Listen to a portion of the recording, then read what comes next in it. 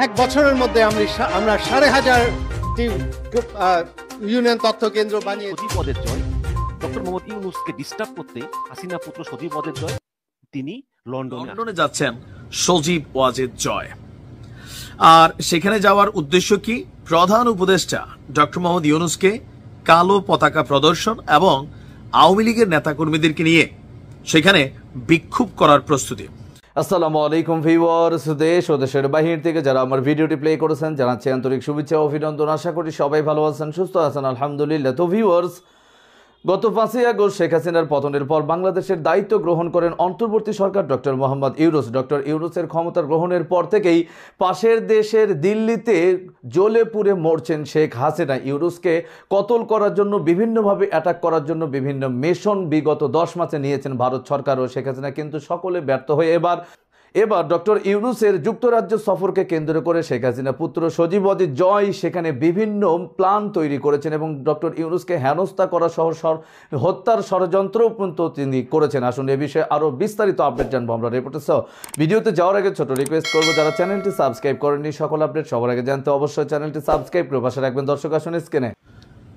ঘটনা কতটুকু সত্য অবশ্য সেটা জানি না, তবে ইতিমধ্যে গণমাধ্যমে যেই সংবাদটা আসছে বিষয়টা পুরানো, তবে নতুন বোতলে ফিরে আসছে আর কি। কারণ আগে যখন শেখ হাসিনা বাংলাদেশের সাবেক প্রধানমন্ত্রী তিনি যখন ইউরোপ আমেরিকার কোনো দেশে সফরে যেতেন, আমরা দেখছি সেখানে বিএনপি এবং জামাত ইসলাম বা আরো যে সংগঠনগুলো আছে তারা সেখানে গিয়া নানান ধরনের অ্যাক্টিভিটিস করত।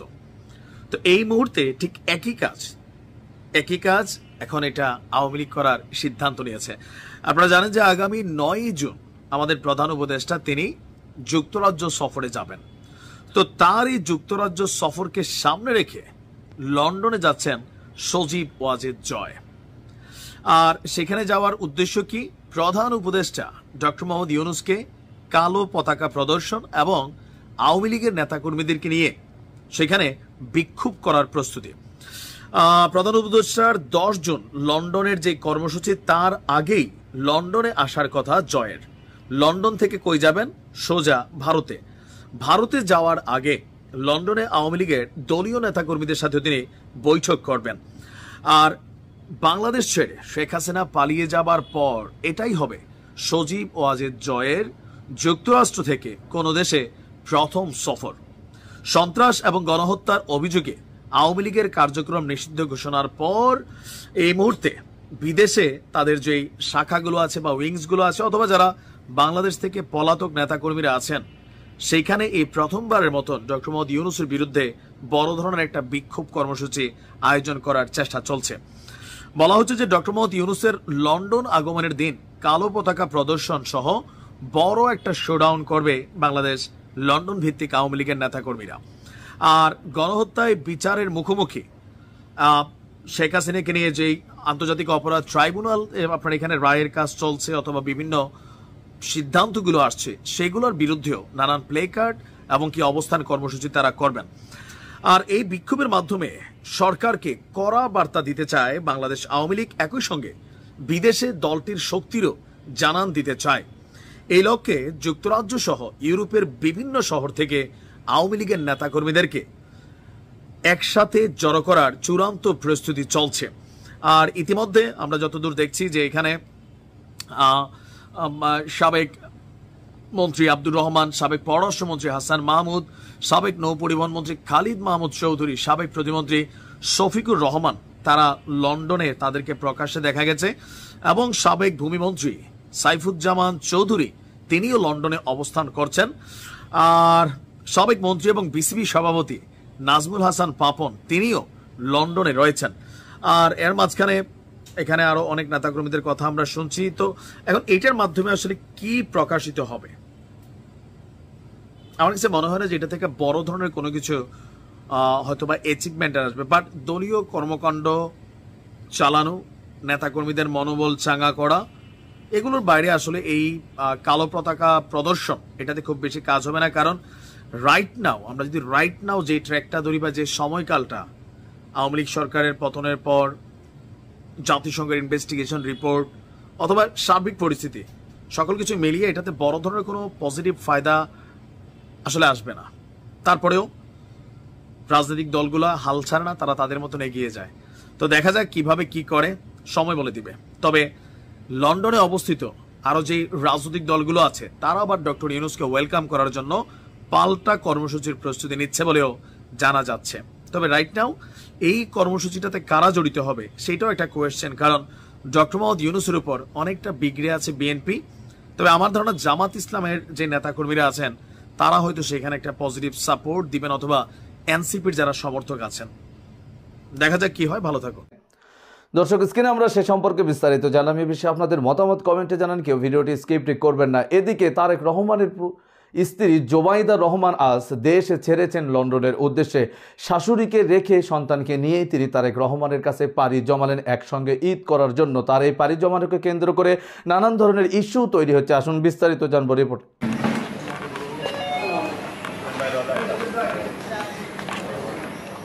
লন্ডনের উদ্দেশ্যে ঢাকা ছাড়লেন বিএনপির ভারপ্রাপ্ত চেয়ারম্যান তারেক রহমানের স্ত্রী ডক্টর জুবাইদা রহমান। ঢাকায় পরিবারের সঙ্গে 1 মাস ব্যস্ত সময় কাটিয়ে লন্ডনের স্বামী ও কন্যার সঙ্গে ঈদুল আজহা উদযাপন করবেন তিনি। বৃহস্পতিবার বেলা 11টায় কাতার এয়ারওয়েজের একটি ফ্লাইটে হজরত শাহজালাল আন্তর্জাতিক বিমানবন্দর থেকে লন্ডনের উদ্দেশ্যে যাত্রা করেন তিনি। এর আগে সকালে পরিবারের সদস্যদের কাছে বিদায় নিয়ে গুলশানের নিজ বাসভবন থেকে বিমানবন্দরের উদ্দেশ্যে রওনা দেন ডক্টর জুবাইদা। বিএনপি মিডিয়া সেলের পক্ষ থেকে এসব তথ্য জানানো হয়েছে। লন্ডনে পৌঁছে সেখানেই স্বামী তারেক রহমান ও একমাত্র কন্যা জাইমা রহমানের সঙ্গে ঈদ আনন্দ ভাগাভাগি করবেন ডক্টর জুবাইদা রহমান। গত 6 মে ঢাকায় অবস্থানকালে বিভিন্ন ঘরোয়া ও পারিবারিক আয়োজনের সময় কাটালেও রাজনৈতিকভাবে বরাবরের মতো নীরব ছিলেন তিনি। তবে বিএনপির নেতাকর্মীদের একাংশ মনে করেন ডক্টর জুবাইদার এই ঢাকা সফর ভবিষ্যৎ রাজনৈতিক মঞ্চে তার সক্রিয় ভূমিকার একটি ইঙ্গিত।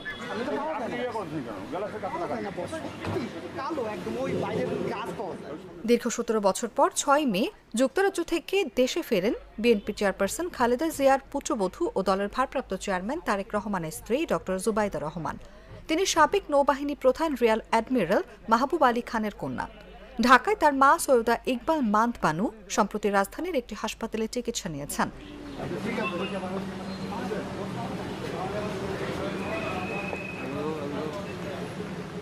জুবাইদার জন্ম সিলেটে। ঢাকা মেডিকেল কলেজ থেকে এমবিবিএস সম্পন্ন করে 1995 সালে বিসিএস পরীক্ষায় স্বাস্থ্য ক্যাডারে প্রথম স্থান অধিকার করে সরকারি চিকিৎসক হিসেবে কর্মজীবন শুরু করেন তিনি। 2008 সালে শিক্ষা ছুটি নিয়ে লন্ডন যাওয়ার পর সরকার তাকে চাকরি থেকে বরখাস্ত করে। পরে তিনি সেখানকার ইম্পেরিয়াল কলেজ থেকে মেডিসিনে এমএসসি ডিগ্রি নেন। কথা বলছেন অমনি সেই কথাগুলো ভাইরাল হয়ে যাচ্ছে। শেখ হাসিনা টেলিফোনে কার সঙ্গে কথা বললেন সেটি নিয়ে বাংলাদেশের মানুষ খুবই মাতামাতি করছে। বহুদিন পর জনাব ওবায়দুল কাদের তিনি আবির্ভূত হলেন এবং দুটো গণমাধ্যমের সঙ্গে, একটা ভারতীয় এবং আর একটা কানাডার। সেখানে তিনি তার মতো কথা বললেন, সারা বাংলাদেশ তাকে নিয়ে উত্তেজিত। আওয়ামী লীগের একজন মন্ত্রী জনাব সমরেজল করিম তিনি ইংল্যান্ডে বসে একটা বক্তব্য দিলেন কিভাবে তিনি বাংলাদেশ ছেড়েছেন, এবং তার সেই বক্তব্যকে কেন্দ্র করে সারা বাংলাদেশ উত্তাল, পক্ষে বিপক্ষে, ইচ্ছাই হোক অনিচ্ছাই হোক আমরা আলোচনা করছি, শুনছি। এর বাইরে জনাব মহিবুল হাসান চৌধুরী তিনি বক্তব্য দিয়ে যাচ্ছেন, মানুষ শুনছে। এবং সর্বশেষ যেটা সেটা হলো জনাব আসাদুজ্জামান খান কামাল, সাবেক স্বরাষ্ট্রমন্ত্রী। তো কামাল সাহেব এটি সাক্ষাৎকার দিয়েছেন একজন সাংবাদিককে, ভারতীয় সাংবাদিক। এটিকে অনেকটা পডকাস্ট, মানে ওনার কোনো ভিডিও ফুটেজ ছিল না, উনি অডিও ফুটেজে কথা বলছেন, ভয়েসে কথা বলেছেন। কিন্তু তার সেই ভয়েস নিয়েও বাংলাদেশে যথেষ্ট আলোচনা হচ্ছে এবং খুবই যাকে বলা হয় গুরুত্বের সঙ্গে সে সকল আলোচনা সরকারি মহলে, বেসরকারি মহলে এবং একই সঙ্গে জনগণের মধ্যে আলোচিত হচ্ছে। জনাব আসাদুজ্জামান খান কামাল সাবেক প্রধানমন্ত্রী শেখ হাসিনার খুবই ঘনিষ্ঠ, বিশ্বস্ত এবং বাংলাদেশের ইতিহাসে সবচেয়ে দীর্ঘ সময় স্বরাষ্ট্র মন্ত্রণালয়ের দায়িত্বে নিয়োজিত একজন ব্যক্তি। এবং সবচেয়ে বড় ব্যাপার হলো যে তাকে কেউ কখনো এই স্বরাষ্ট্র মন্ত্রণালয়ের চেয়ারে বসে রাগ হতে দেখেননি।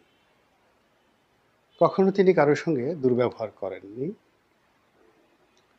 তারপরে ওই চেয়ারে বসলে মানুষের রাগে চোখ দুটো গোলগাল হয়ে যায়, হাত উঁচু হয়ে যায়, যাকে তাকে হুমকি ধামকি দেওয়া অভ্যাসে পরিণত হয়ে যায়। তো সেই জায়গাগুলোতে তিনি ছিলেন একেবারে ধীর স্থির শান্ত। তার বাসভবনটি ধানমন্ডিতে, সরকারি বাসভবন। সেই বাসভবনে সবাই যেতেন, সারা রাত সেখানে মেলা বসত। প্রধানমন্ত্রী তাকে যে দায়িত্বগুলো দিতেন, বিশেষ করে হেফাজত থেকে শুরু করে বিভিন্ন আইনশৃঙ্খলার সাথে সম্পৃক্ত যে সকল বিষয়াদি রয়েছে, সেটা রাজনীতি হোক, অর্থনীতি হোক, যা কিছু দায়িত্ব দিতেন, তিনি সারা রাত জেগে জেগে সেখানে তিনি তাদের সঙ্গে সেই বৈঠক করতেন এবং সবাই মোরলেস তার ব্যাপারে খুশি ছিলেন। একদিন দেখলাম যে রাত 2টোর সময় দেখা করার জন্য হেফাজত ইসলামী বাংলাদেশের অনেক নেতা তারা তার বাড়ির সামনে অপেক্ষা করছেন এবং খুশি মনে। এরপর আবার দেখলাম যে তাবলিগ জামাতের যারা নেতৃবৃন্দ রয়েছেন তারা দল বেঁধে অফিসে যাচ্ছেন, আবার অনেকে দল বেঁধে তার বাসায় যাচ্ছেন। তো দল বেঁধে বাসায় যাচ্ছেন এবং কথা বলতে বলতে বলতে বলতে দেখা গেল যে অনেক রাত হয়ে যায়। অনেক রাত হওয়ার পরেও কিন্তু তিনি ধৈর্যহারা হননি কারোর প্রতি। তারপর পুলিশ কর্মকর্তা যারা আছেন তারা তো সেখানে নিজেদের বাড়িঘরই বানিয়ে ফেলেছিলেন, সেখানে যেতেন। তো মোরলেস এরকম একটা মন্ত্রণালয় তিনি সুদীর্ঘকাল চালিয়েছেন। সেখানে ঘুষ, দুর্নীতি, অন্যায়, অনিয়ম তিনি যতদিন ক্ষমতায় ছিলেন ততদিন পর্যন্ত আসেনি।